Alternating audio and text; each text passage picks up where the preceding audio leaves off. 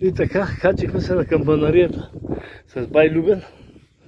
Това човек е 74 години, като ерген, като младеше. Ето тук сега знамената. Градите. Нашия извир се вижда от православните. Извира се вижда отдолу. Да, вижда се, да.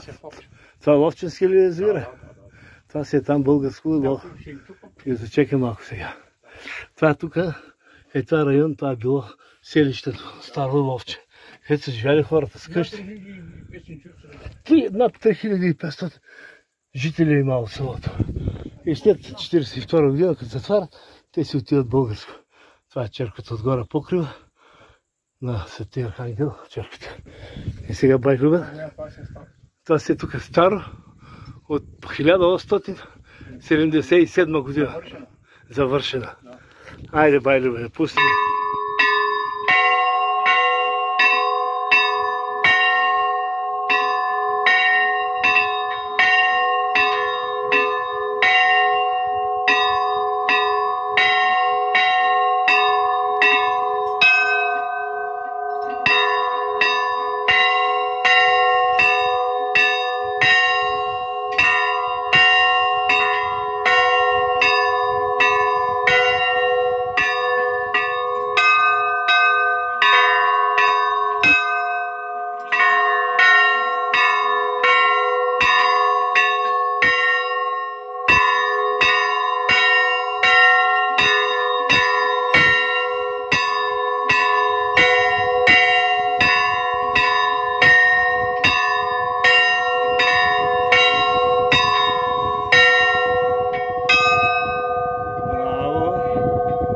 Това е едно уважение към